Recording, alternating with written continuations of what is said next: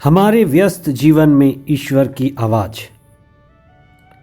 हमारे नाम से हमारा व्यक्तित्व जुड़ा होता है। ईसा के नाम से ईश्वर का व्यक्तित्व जुड़ा है। ईसा के नाम में ईश्वर की छवि, ईश्वर के मुक्ति का कार्य, ईश्वर का रूप, गुण और प्रवृत्ति जुड़ी है।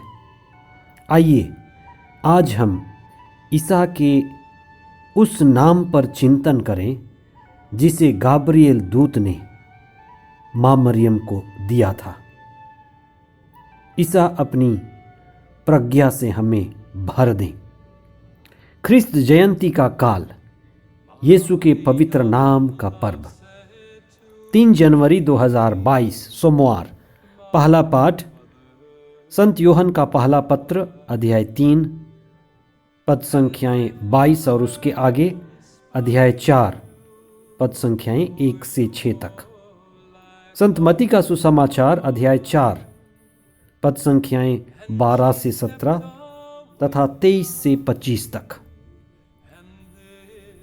ईसा का नाम मनुष्यों के द्वारा नहीं, लेकिन महादूत गाब्रिएल के द्वारा मां मरियम को दिया गया था।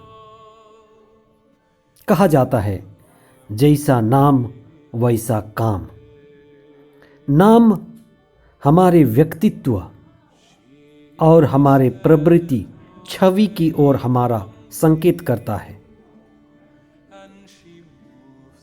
ईसा के नाम का संकेत हमें नबी इसायास के द्वारा भी मिलता है। नबी इसायास का ग्रंथ अध्याय 7 पद संख्या 14 में लिखा है, एक कुंवारी गर्भवती होगी और एक पुत्र को प्रसव करेगी और उसका नाम इम्मानुएल रखा जाएगा, जिसका अर्थ है ईश्वर हमारे साथ है। ईसा के नाम का एक अर्थ इम्मानुएल है, ईश्वर हमारे साथ है। ईश्वर सदा हमारे साथ रहता है और हमारे साथ रहना चाहता है। धर्म ग्रंथ हमारे लिए यह प्रमाण छोड़ता है कि ईश्वर सदा ही मनुष्यों के साथ रहना चाहता है, और इसका कई जगह संकेत भी मिलता है कि ईश्वर मनुष्य को अपने साथ रहने के लिए अपने प्रतिरूप, अपनी छाया में बनाया है। निर्गमन ग्रंथ अध्याय 13 पद संख्या 21 और 22 में ईश्वर का वचन इस तरह से कहता है, ईश्वर इस्राएलियों के साथ दिन में बादल और रात में आग के खंभे के रूप में दिन और रात 24 घंटे उनके साथ रहता था और साथ चलता था। साल के प्रारंभ में आप यही अनुभव करें और यही प्रार्थना करें कि हम ईश्वर के साथ अपना जीवन जिएं। ईश्वर की उपस्थिति में रहकर मुझे शक्ति मिले, बल मिले और सतत ऊर्जा मिले। ईसा का दूसरा नाम का अर्थ है यहोवा बचाता है। जीसस, जे मतलब याहवे, सस मतलब सेव्स। ईश्वर ही बचाता है।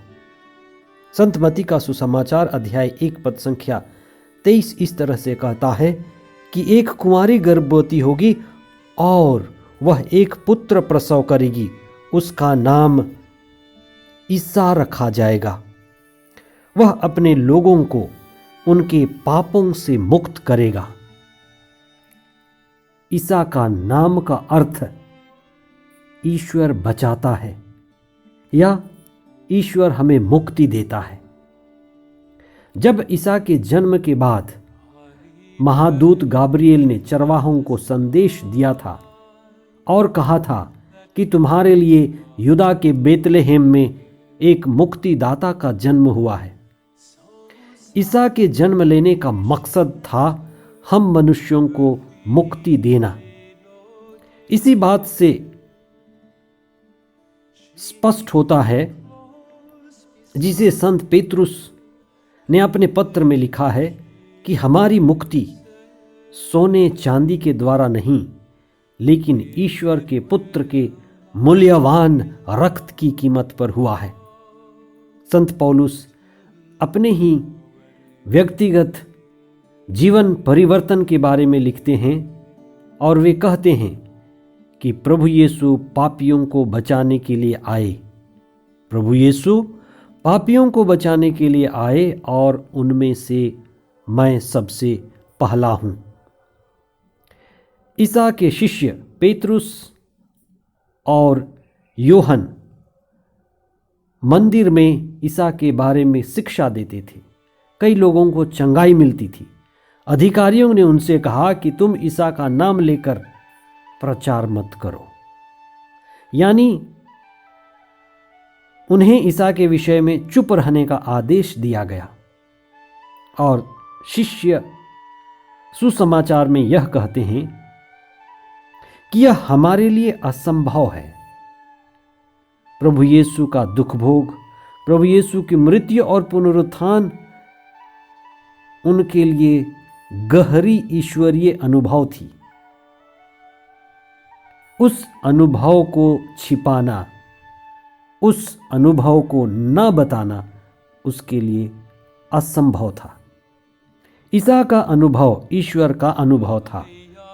अतः ईश्वर के अनुभव को, जो वास्तव में मुक्ति का अनुभव है, वास्तव में प्रत्यक्ष प्रमाण है, जीवन बदल जाता है। ईसा में नया जीवन, पवित्र आत्मा का जीवन, पवित्र आत्मा का अनुभव, जिसे हम आत्मा आधारित जीवन कहते हैं, आमूल बदलाव लाता है। पहले जो लोग ईसा का अनुसरण करने लगे उन्हें लोग नवीन पंथ के अनुयायी कहते थे। अंताकिया में सबसे पहले उन्हें मसीही ईसाई कहा गया। प्रभु का वचन कहता है कि अंधकार में रहने वाले लोगों ने महती ज्योति देखी है और भटकने वालों पर ज्योति का उदय हुआ है।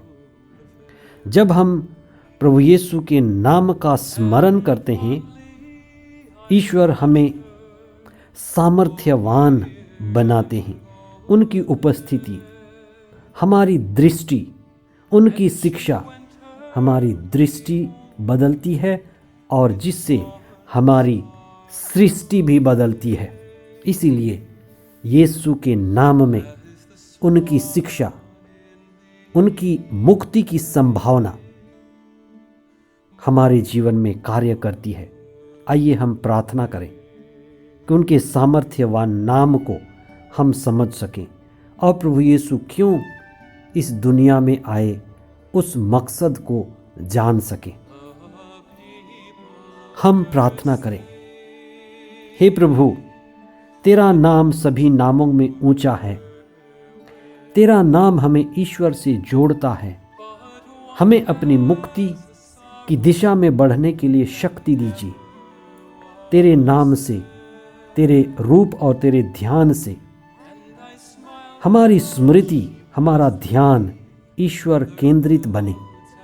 हम ईश्वर केंद्रित जीवन बिता सकें। तेरे पावन हाथों से हमें आशीष व कृपा दीजिए कि हम आध्यात्म में प्रगति करें, मुक्ति के लिए सतत प्रयास करें और तेरी उपस्थिति में जीवन बिताएं। ये प्रार्थना हम करते हैं हमारे प्रभु यीशु ख्रिस्त के नाम पर। आमीन।